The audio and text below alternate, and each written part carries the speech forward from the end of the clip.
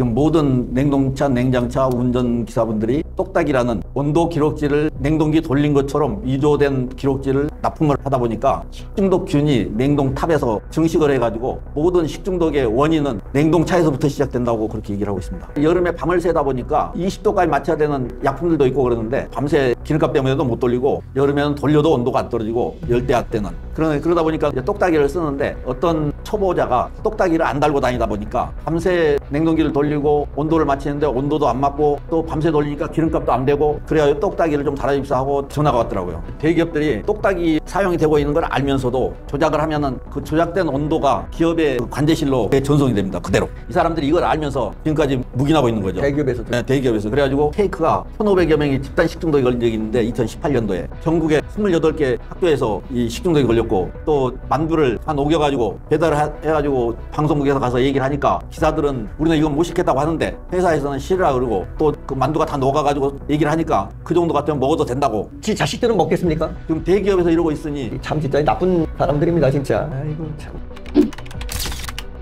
여러분 안녕하십니까.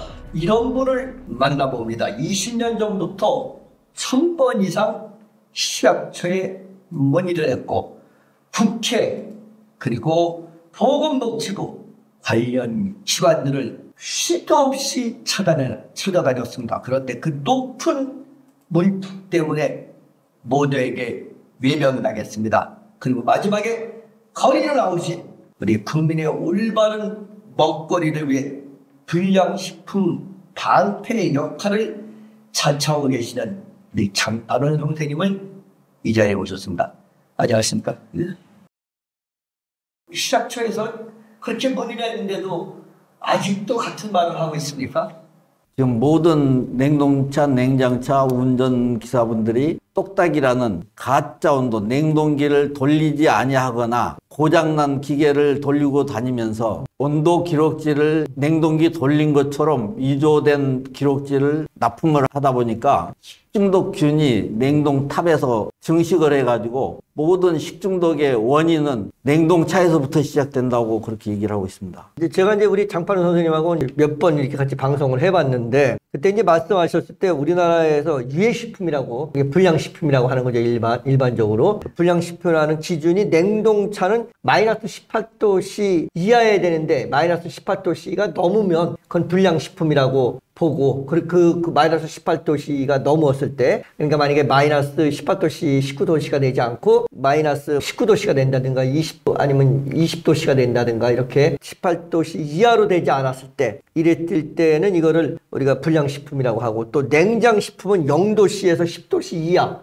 0도부터 10도씨 이하가 그 기준이 된다고 했는데 지금 이제 말씀하시는 게 지금 이제 우리 20년 동안 우리 장판 선생님께서 지금 이렇게 다니시면서 지금 막 피를 토하는 심정으로 이렇게 말씀하시는 것 중에 하나가 우리나라에는 냉동차들의 냉동 온도가 맞춰져 있지 않고 냉장차 역시 그 온도에 맞춰져 있지 않다. 또 냉동차에 싣기 위한 그 냉동 창고에서 냉동차에 싣기 위한 작업 과정에서도 문제가 있다 이렇게 말씀하셨지 않습니까? 그렇습니다. 예. 그런데 이게 뭐 그 얼마 전에 제가 그래서 이제 우리가 그런 걸 한번 방송한 적이 있었습니다. 그때 의약품은 그럼 만약에 냉동이나 냉장으로 의약품을 그것도 해야 되는데 그럴 때 이게 냉정이나 냉장이 제대로 되지 않지 않냐라는 어떤 의문이 제기됐었습니다. 근데 그 의문을 얼마 전에 국정감사에서 식약처의 모 의원이 그 질의하는 걸 제가 봤습니다. 네. 그 점을 어떻게 보십니까? 김성주 의원이 2020년 10월 국감에서 식약처장을 데려다 놓고 그걸 얘기해가지고 법을 만들겠다 해서 21년 6월 30일 날 그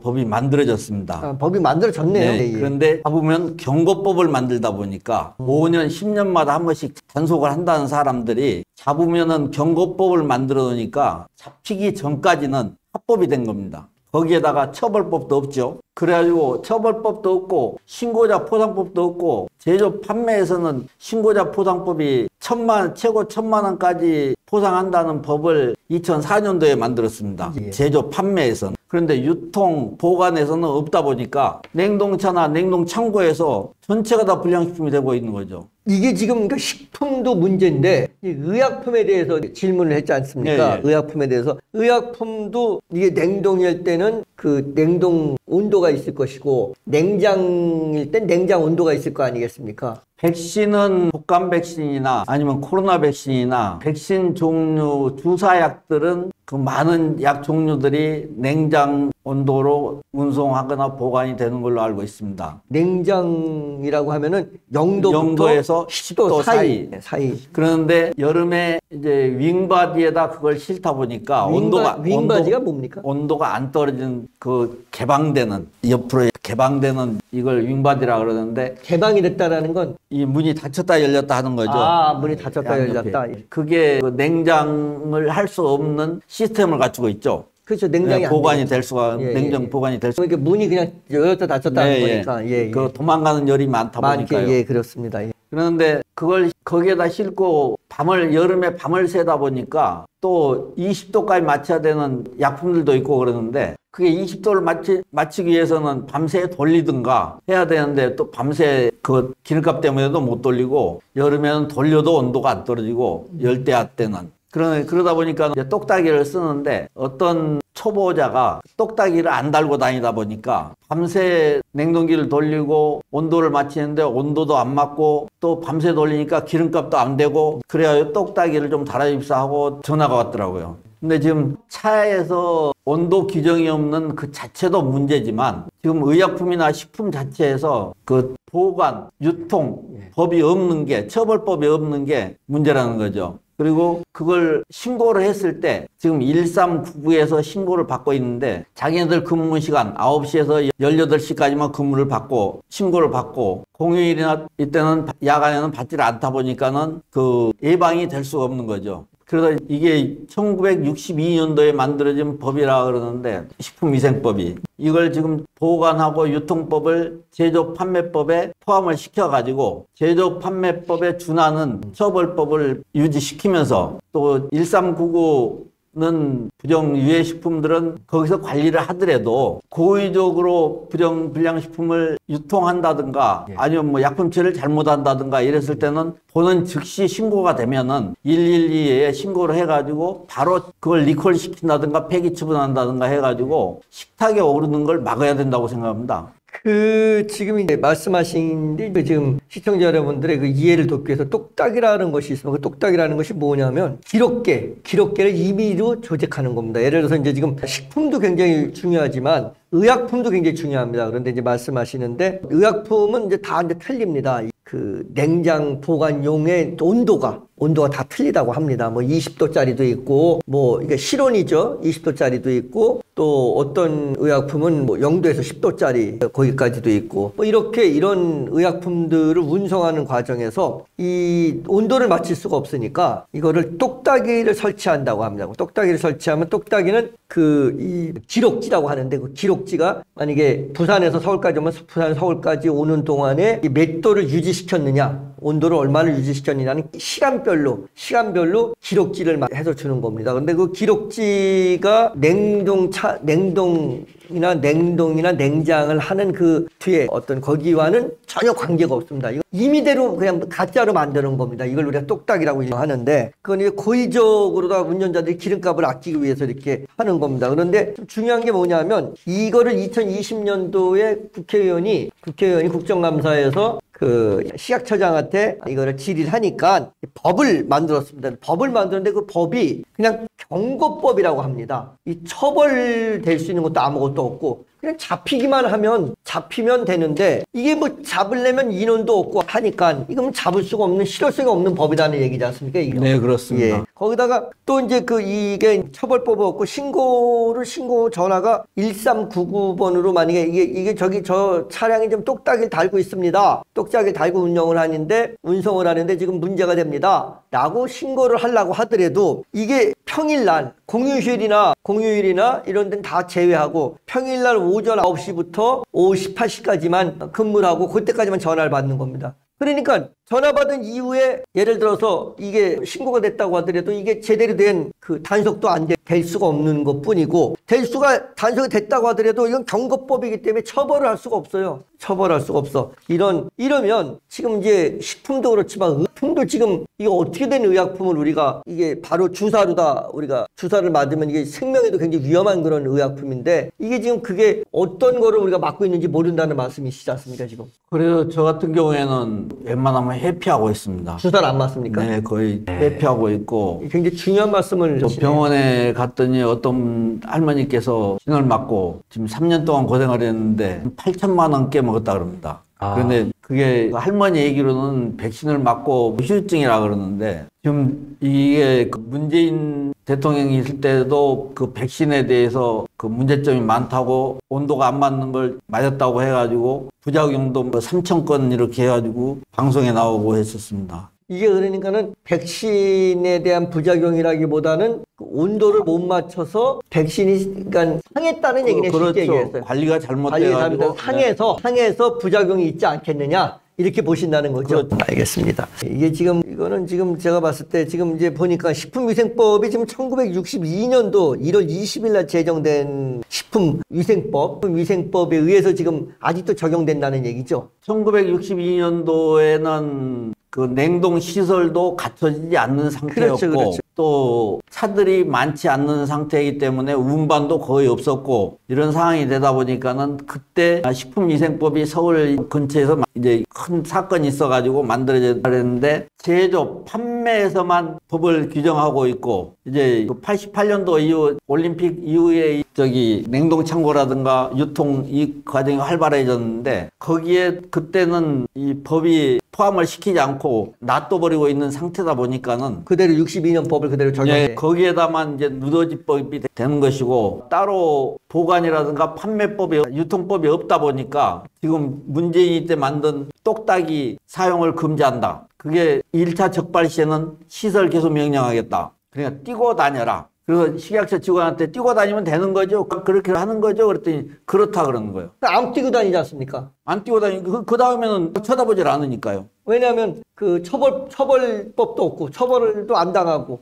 2번 잡힐 일도 없고요. 2번 잡힐 일도 없고, 얼마나 재수가 없으면 2번이나 잡히겠어요. 그러니까 또 신고하는 사람도 없고. 신고를 해봤자 뭐 아침에 출근해서 저녁 때 퇴근하는데 언제 신고를 해요? 또 2번 잡혀봐야 한 달 정지. 알겠습니다. 거기에다가 1년에 한 번도 단속도 안 하고. 이건 지금 생명의 문제입니다. 생명의 문제. 그렇죠. 그래가지고 어제 박주민 보건복지위원회 위원장 국회의원한테 그 한 4월, 5월부터 계속 지금 메일을 보내고 전화를 하고 그러는데, 박주민 거기에 어떻게 메시지를 보낼 일이 없어가지고 메일로 보내고 있습니다. 그런데 메일로 보내면은 보고 해준다 그러더니, 이번에 윤석열이 탄핵 사건이 뭐 어쩐 해가지고 좀 늦어졌는데, 어제 그쪽하고 지역 사무실하고 전화번호를 알게 돼가지고 메일을 좀 보내고 카톡도 보내고 했더니 보고 2, 3일 안에 연락은 해준다고 했습니다. 그런데 거기에 보니까 그 이 입법이 사회적 합의하고 국민의 요구, 국회의 책무라 그러는데, 이거 이상 더 자기들이 해야 할 일이 뭐가 있는지. 맞습니다. 내가 봤을 때는 그 대통령 탄핵보다도 더 이게 시급한 문제입니다. 네, 그래서 지금 제가 이 문구를 한번 써봤습니다.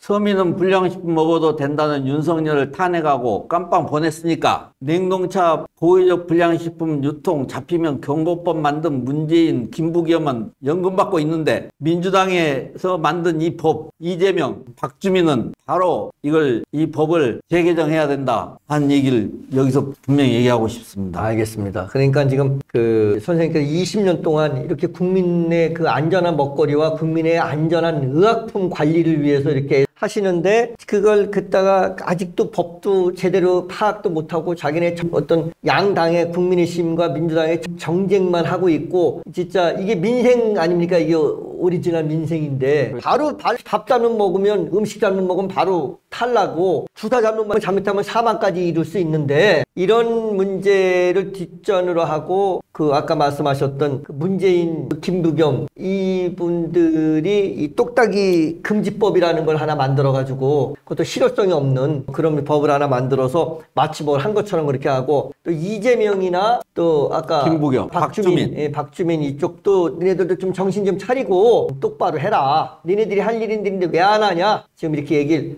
하시는 거네. 또 저기다가 지금 구속돼 있는 우리 저기는 윤석열이는 서민들은 불량식품 먹어도 된다 했거든요. 아 그런 말을 했습니까? 네. 서민은 불량식품을 먹어도 된다고 했던 윤석열이는 구속 잘 된 거다. 네, 그래가지고 민주당에서 국감 때 대통령 선거 전에 국감 때 윤석열이가 그 얘기를 해가지고 민주당에서는 그걸 가지고 물고 뜯고 지금도 근데 내가 봤을 때 말이에요. 네. 민주당에 있는 사람들도 국회의원들도 그냥 물고 뜯고 그냥 물고 뜯으려고만 하지 이걸 개선할 생각이 없는 거야. 그렇습니다. 이게 문제인 거예요. 네. 이게 정치인들이 이게 개선을 해야 되죠. 그냥 신경 그냥 하고 싶은 말 다 해보세요. 오늘 우리 장 선생님 진짜 고생 많으신 분이신데 아이고 진짜 하고 싶은 말 다 하시고 저는 진짜 늘 장 선생님 편이고 우리 감사합니다. 많은 국민들이 우리 장 선생님 편입니다. 근데 더 많은 국민들이 알아야 되는데 참 안타깝습니다. 엊그제 서미화 의원님께서 식약처장을 불러놓고 오유경이를 불러놓고 수입되는 고추, 고사리, 버섯이 3년 전에 잘못된 위해식품이 수입이 돼가지고 중간에 알게 돼가지고 그걸 모두 니콜 처리를 하게 돼 있었던가 봐요. 그런데 니콜을 하는 게 3년 동안 12.5%를 니콜하고 나머지 87.5%는 식탁에 올라가서 다 먹었던 그렇지 않으면 쓰레기로 버렸던 어디로 간지를 모른다고 하는 국감을 했거든요. 고사리하고 버섯하고 고추하고 이게 유해식품이라 해가지고 식약처에서 그걸 회수를 하기로 했는데 회수율이 3년 동안 12.5%. 그러면서 거기서 하는 얘기가 윤석열이는 국민들한테 불량식품 먹여도 된다고 해가지고 했는데 식약처도 지금 그걸 먹이고 있지 않냐 하는 국감을 했더라고요. 그러면 지금 서미화 의원님께서 지금 이걸 했다고 하더라도 의원이라고 서미화 의원이 이걸 했다고 하더라도 지금 이게 말로만 할 게 아니라 이 법을 고쳐야 된다는 거죠. 그러니까 내 얘기는 그거예요. 뭘 물고 뜯으려고 하지 말고 물고 뜯는 게 목적이 아니고 이게 개선되는 게 목적이지 않습니까? 그렇죠. 근데 난 지금 깜짝 놀란 게 원래 고사리 좋아하지도 않고 버섯도 별로 좋아하진 않지만 고사리, 버섯, 고춧가루를 수입했는데 3년 전에 네. 3년 전에 수입했는데 이게 불량이라 불량 판정이 받아서 불량 판정이 됐다는 얘기잖아요. 유해식품으로 그러니까 유해식품으로 예, 불량식품 예, 예. 판정이 받았다는 얘기죠. 그래가지고 3년 전에 회수를 하기로 했는데 그래서 그 나라로 다시 돌려보내기로 했는데 아니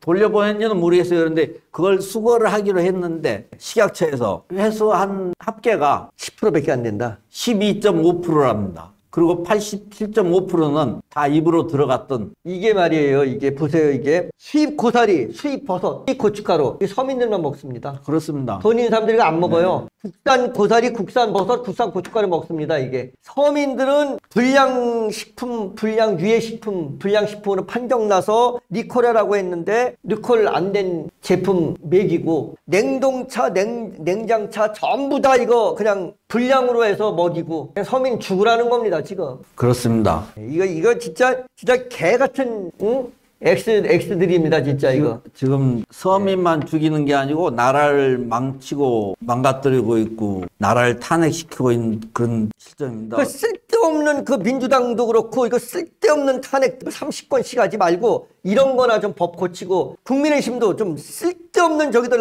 하지 말고 이런 거나 좀 제대로 고쳐가지고 엊그제 또 뭘 하나 찾다가 이 미국에서 그 식품 위생법에 대해서 불량식품을 수입하면은 그 나라에서 식품을 수입을 못하게끔 차단시키겠다 하는 그런 내용을 봤습니다. 그런데 2023년도에 1월 20일 날 그걸 규정을 정해가지고 발효를 하고 2026년 1월 20일부터 시행한다. 그리고 그 생산된 지 2년 동안 보관해야 한다. 이게 그 식품의 유통 과정을 그대로 기록해가지고 보존하라. 2년 동안. 그러니까 온도 기록지식으로 아니면 컴퓨터라도 그 이력을 온도가 몇 도에 운송이 됐는지 몇 도에 보관이 됐는지 이걸 2년 동안 책임져라 하는 그런 그 식품위생청에서 그걸 하면서 한국도 거기에 대비해야 된다. 수출을 대비해야 된다 그러고 있습니다. 그런데 지금 여기에 부합되는 그 냉동식품이라든가 냉장식품은 거기에 부합되지 하나도 않고 있습니다. 수출도 못하게 된 상황입니다. 여기에 뉴스로 보면은. 장 선생님하고 이렇게 대화를 하다 보면 말입니다. 너무 그냥 화가 막 납니다. 화가. 그러니 장 선생님께서 그냥 거리로 막 뛰쳐나오셨죠.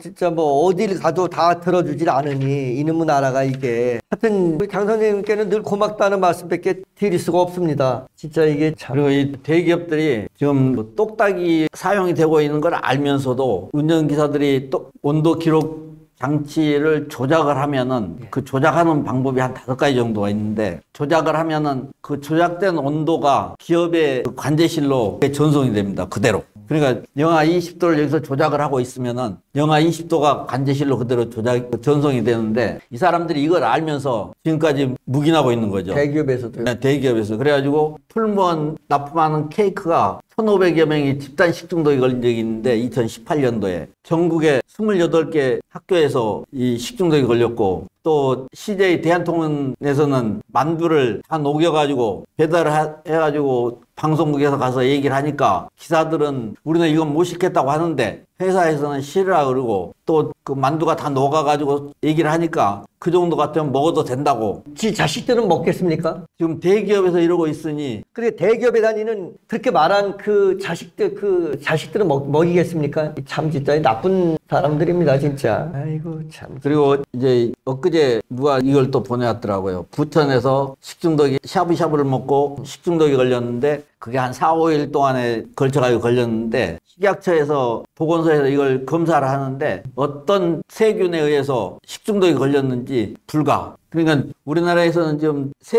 식중독 세균에 대한 그 자료를 가지고 있는 게 2,272개를 가지고 있다 그러는데, 미국 같은 경우에는 67만 개를 가지고 있답니다. 300분의 1, 3,000분의 1인지 300분의 1인지 3% 정도 그 세균을 가지고 있어가지고, 그러니까 식중독에 대한 개념이 없는 거죠. 2,270건이요? 2,272개. 72개. 종류로. 식중독 균의 종류 말씀하시는 거. 72개. 미국 같은 경우에는 67만 개라 그러는데, 우리나라 같은 경우에는 식중독의 3건 중에 2건은 미국은 67만 개요. 67만 개. 참 진짜 들으면 들을수록 그저 암담한 생각이 됩니다. 암담한 생각이. 개념이 없는 거죠, 개념이. 그리고 기본도 없고, 난 식약처를 해체시켜야 된다고. 저도 그렇게 생각합니다. 네, 지금 제일 썩은 것이, 상상도 못하게 문제되는 것이 식약처라 그러지. 지금 오유경이 만나려고 내가 몇 번 전화하고 내용 증명을 10번도 더 보냈습니다. 어제도 내용 보냈습니다. 나쁜 사람들입니다. 나쁜 사람입니다. 진짜 가족에 그걸 다 먹이고 있다는 그 폐륜아들입니다, 진짜로. 알겠습니다. 아이고 참. 우리 장 선생님께서 끝으로 하시고 싶은 말씀 있으십니까? 박주민 의원님, 보건복지위원장 박주민 의원님, 어제 홍보위원께 내가 카톡을 보냈습니다. 자료를 보내고 카톡을 보내고 대답해 주셔서 굉장히 감사합니다. 지금 이 입법은 사회적 합의나 국민의 요구나 국회의원 책무입니다. 국민한테 불량식품 먹이는 거 중단하시고, 1962년도에 만들어진 식품위생법 제조, 판매 가지고는 입에 들어가면 안 됩니다. 유통, 보관이, 냉동창고에서 보관이 잘 되어야 합니다. 또 유통할 때 문제가 없어야 돼. 온도가 잘 맞아야 됩니다. 온도가 안 맞으면 거기서 세균이 증식합니다. 세균이 30도에서는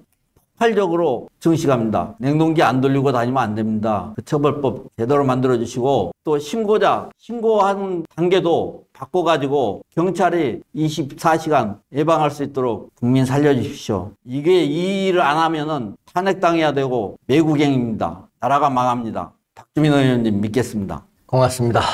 시청자 여러분, 저는 이분을 장판홍이란 이 이름 석자의 이분을 선생님이라고 부릅니다. 왜 그러냐 하면 이 시대 이 나라에 선생님이 없습니다. 한데 이분은 선생님이라는 말을 들어서 마땅한 그런 분이십니다. 이분이 20년 동안 이 많은 기관과 그러면 이 많은 시간, 돈을 써가면서 국민들의 안전을 위해서 일하고 계신 분입니다.